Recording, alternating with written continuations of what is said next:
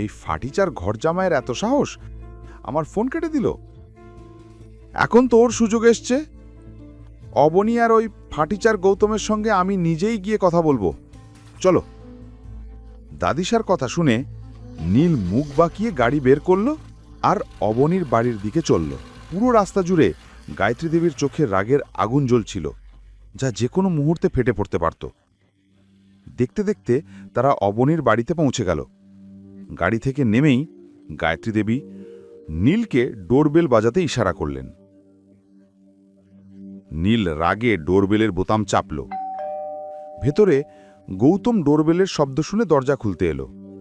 দরজা খুলে গৌতম যখন গায়ত্রী দেবী ও নীলকে দেখল, সে হেসে ফেলল। ওয়েলকাম। গায়ত্রী দেবী রাগে জ্বলতে থাকা চোখে তার দিকে তাকালেন। দরজা খুলতেই গৌতম দেখল নীল আর গায়ত্রী দেবী সামনে দাঁড়িয়ে আছে। তার ধারণা একদম ঠিক ছিল। নীল গৌতমকে দেখেই চোখ ঘুরিয়ে নিল। এটা দেখে গৌতম মৃদু হেসে উঠল। স্বাগতম দাদিসা। গায়ত্রী দেবী কঠোর স্বরে বললেন, এই নাটক বন্ধ করো আর চুপচাপ গিয়ে অবনীকে ডাকো।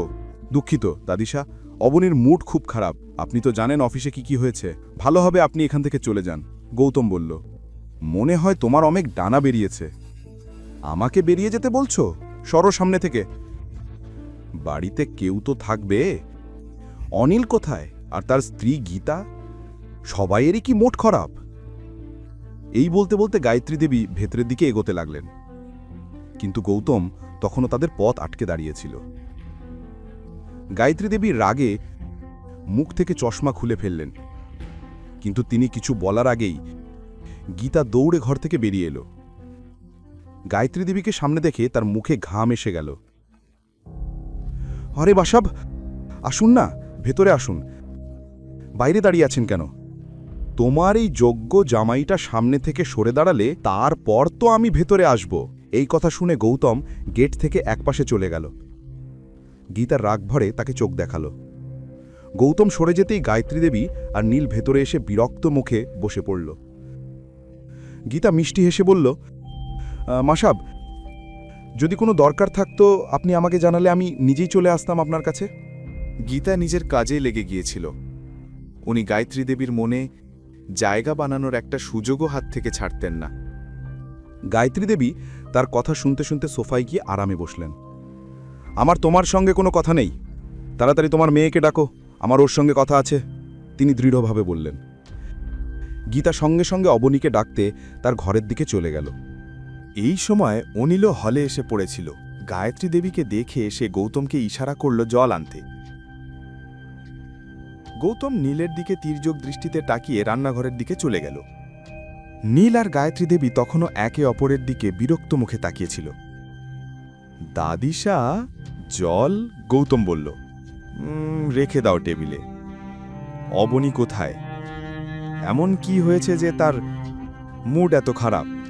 গায়ত্রী দেবী বিরক্ত হয়ে কিছু বলার আগে অবনী সামনে এসে দাঁড়াল। দাদিসা, বলুন কি কাজ? অবনী, আমার তোমার সাহায্য দরকার। যদিও আমি মরে গেলেও কখনো তোমার কাছে সাহায্য চাইতাম না, কিন্তু কি করব?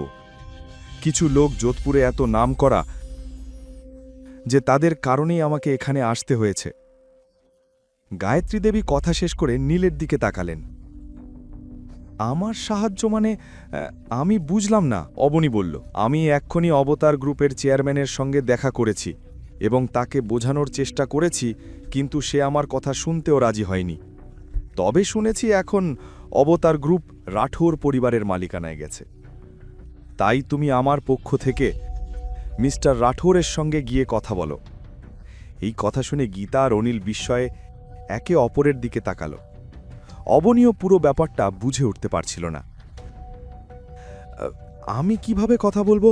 আমি তো রাঠোর পরিবারের কাউকেই চিনি না, আর আপনাকে আমি আগেই সেই পার্টিতেই ব্যাপারে বলেছিলাম। আমার এতে কিছু আসে যায় না তুমি তাদের চিনো কি না। এই সমস্যা তোমার তৈরি ডিজাইন থেকেই শুরু হয়েছে, তাই এর সমাধানও তোমাকেই করতে হবে।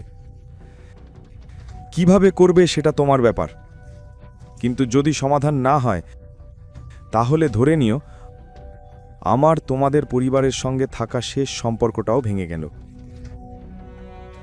এই বলে গায়ত্রী দেবী অনিল আর গীতার দিকে তাকালেন। অনিল, যদি তোমার মেয়ের ছোট্ট মস্তিষ্কে এই কথা না ঢোকে তাহলে ভালোভাবে বোঝাবে তাকে, তিনি বললেন। তারপরই নীলকে নিয়ে গায়ত্রী দেবী সেখান থেকে চলে গেলেন। তাদের এই হুমকি শুনে সবাই হতবাক হয়ে গেল। এক মুহূর্তের জন্য পুরো হলে নীরবতা নেমে এলো। পরের কাহিনী জানতে দেখতে থাকুন পরবর্তী এপিসোডগুলো শুধুমাত্র পকেট এফএম ইউটিউব চ্যানেলে। আর রয়্যাল ওয়ারিশের সব এপিসোড শুনতে এখনই ডাউনলোড করুন পকেট এফএম অ্যাপ, লিংক দেওয়া আছে ডিসক্রিপশনে।